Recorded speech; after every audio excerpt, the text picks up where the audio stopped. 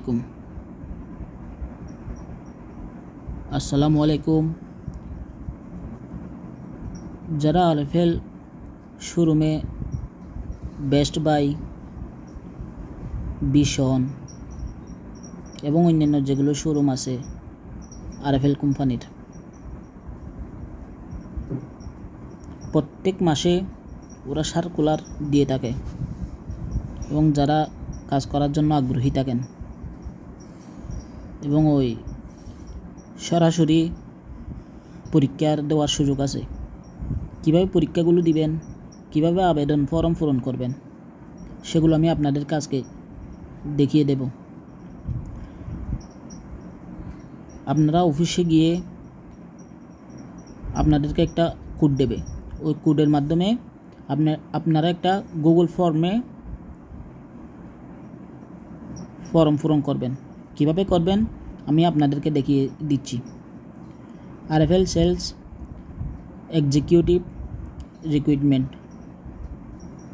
আপনাদের একটা অফিস থেকে রোল নাম্বার দেবে, রোল নাম্বার দিবেন, তারপরে নিজের নাম, তারপরে ফাদার্স নেম, তারপরে মাদার্স নেম, তারপরে village, post office, post code, থানা, তারপরে ডিস্ট্রিক্ট, তারপরে দিবেন আপনার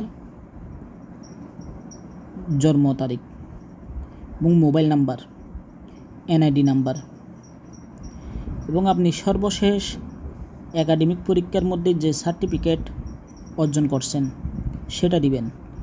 SSC, Alim, diploma, degree, BA, BBS, BCS, BBA, Fazil যেগুলো আছে, এখানে আপনার অনেক অপশন আছে, আপনি যেটাই পাস করছেন সেটাই দিবেন। আমি অনার্স দিয়েছি। তারপর হচ্ছে লাস্ট এডুকেশন গ্রুপ, আপনি কোন গ্রুপ থেকে লাস্ট একাডেমিক পরীক্ষায় পাস করছেন সেটাই দিবেন। যারা সায়েন্স থেকে করছেন সায়েন্স, যারা বিজনেস স্টাডিজ ওইটাই, এবং অন্যান্য যেগুলো আছে ওইটাই দিবেন। এবং আপনার লাস্ট একাডেমিক পরীক্ষার মধ্যে যে রোল নাম্বারটা দিয়েছেন, পরীক্ষা দিলেন ওই পরীক্ষার রোল নাম্বারটা, এবং লাস্ট একাডেমিক পরীক্ষার মধ্যে আপনি জিপিএ কত পাইছেন ওইটাই, এবং আপনার পাশের ইয়ার। লাস্ট এডুকেশন বোর্ড অথবা ইউনিভার্সিটি, আপনি কোন ইউনিভার্সিটির অধীনে পাস করছেন অথবা কোন বোর্ডের অধীনে পাস করছেন, ঢাকা, চট্টগ্রাম, কুমিল্লা, বরিশাল, অন্যান্য যারা আছে, এবং যারা ইউনিভার্সিটি থেকে পাস করছেন অনার্স এবং ডিগ্রি এবং মাস্টার্স যেগুলো দিচ্ছেন, ওগুলো যে ইউনিভার্সিটি থেকে দিচ্ছেন ওইটাই দিবেন। এবং সকল আপনি যে শিক্ষাগতগুলো দেখিয়েছিলেন ওইগুলো সকল পাশের রেজাল্টগুলো দিবেন।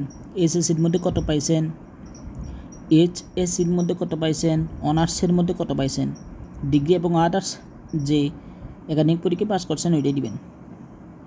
এবং আপনার ব্যাঙ্ক অ্যাকাউন্ট, এখানে বলছে রকেট অথবা বিকাশ অ্যাকাউন্টের সিম কার্ড অবশ্যই আপনার ভোটার আইডি দিয়ে ক্রয়কৃত হতে হবে এবং সেই আইডি দিয়ে রকেট অথবা বিকাশ অ্যাকাউন্ট খোলা থাকতে হবে, অন্যথায় আপনার অ্যাকাউন্ট স্যালারি দেওয়া হবে না। সাপোজ মনে করেন আমি বিকাশ নাম্বার দিলাম, এবং এগুলো হচ্ছে সর্বশেষ। উপরের অপশনগুলো করার পরে তারপর আপনাকে যাচাই বাছাই করে তারপর আপনাকে প্রশ্নগুলো দিবে। এই যে প্রশ্নগুলো, 1 নম্বর প্রশ্ন ম্যাথ, প্রথমে থাকবে ম্যাথ। ম্যাথ থেকে 4টা থেকে 5টা আসতেই পারে, এবং ইংলিশ।